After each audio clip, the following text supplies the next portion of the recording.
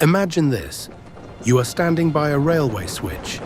An evil Nazi train is approaching, unstoppable, destroying everything in its path. On one track lies a stranger, a Jewish man in hiding. If you do nothing, the man dies. There is still a choice.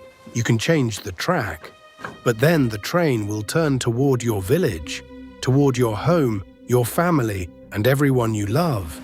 Under Nazi occupation, this was a real deadly choice. And yet, despite these brutal odds, some Poles chose to help. This episode tells the story of their courage and the terrible price they paid.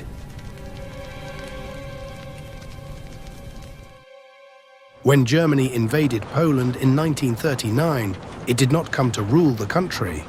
It came to erase it. From the very first weeks, occupation meant terror. Universities were closed, teachers and priests executed, entire villages burned as collective punishment.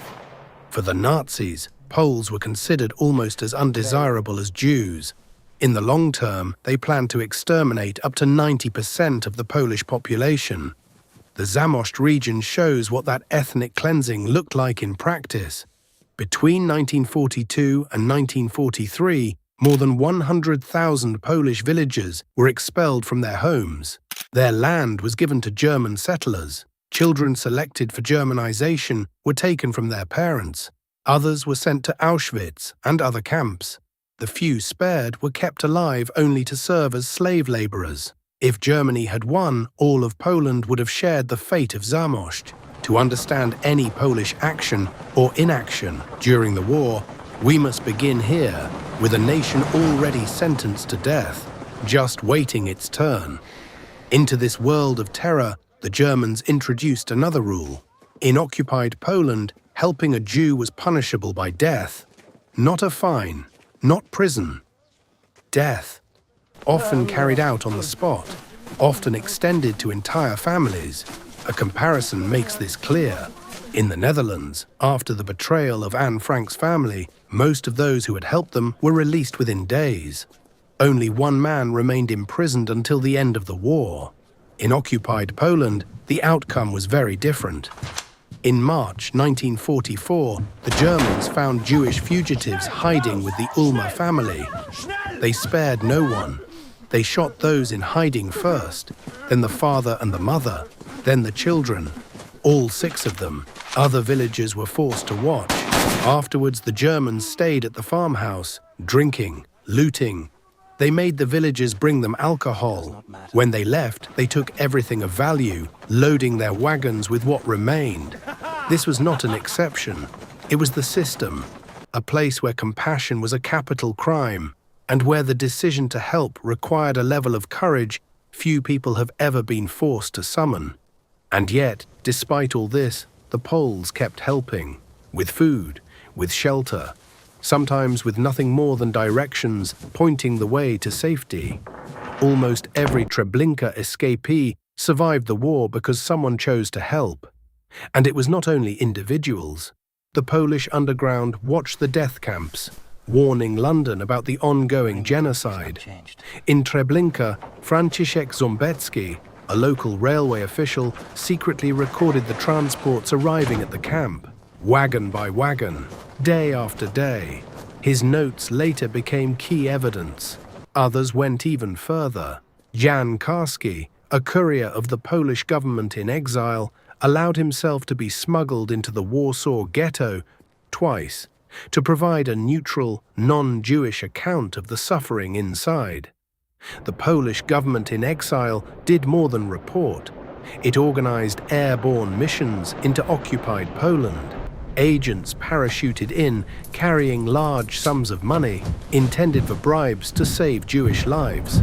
It also established Żegota, a dedicated organization to help Jews. Good luck, boys! Members of the underground Armia Krajowa searched for and punished those who betrayed Jews to the Germans. The record is clear. The Polish underground state actively tried to help, even under the threat of death. And yet, this is not the story that survived. What survived was something else, the image of Polish collaboration.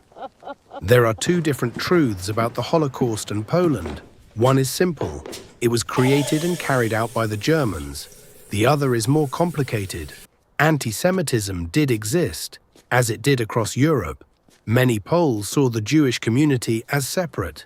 Even after generations in Poland, some did not speak Polish fluently. They followed different traditions and religion. To many, they remained outsiders. Some survivors recalled people watching the transports, laughing, or drawing a finger across their throat. To those inside, it felt like mockery. Some Poles would later insist it was a warning.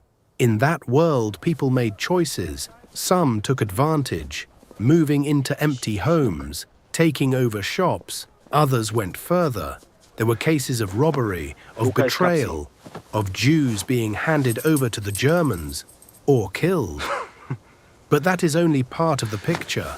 Every escapee from Treblinka who sought help encountered Poles. And that is why so many of these stories are Polish. Not because they happened only here, but because this is where the Holocaust unfolded. Both the stories of betrayal and the stories of rescue. All of it happened at the same time, in the same place. And there was also a reason why it was happening here. Before the war, Poland had the largest Jewish population in Europe. The victims were already there. It also had a dense railway network, connecting cities to remote regions. And crucially, those regions allowed the killing to be hidden. Everything the Nazis needed. For many people, the image of wartime Poland was shaped by Shoah. In the movie, director Landsman, a Jew himself, confronts ordinary people living near the death camps. At one point, he asks a farmer how he could work his fields next to Treblinka, while people were dying just beyond the fence.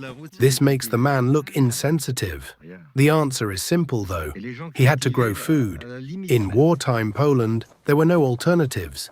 And not just for himself. Farmers were required to supply the Germans. Partisans demanded food as well, both communist and non-communist. And there were also roaming bands, taking what they could. Everyone wanted food. Refusing could mean death. Asking one side for protection from another could mean death. In many areas, there was no law, no order. In such conditions, survival came first. People could not afford to think about anything else. Shoah is a powerful film, but it is not a neutral study, and that matters. So what is the truth? The Holocaust was a German crime. Poland was where it happened, and the people who lived there had to face it. Some helped, some betrayed, some looked away. But to label an entire nation as collaborators would be wrong.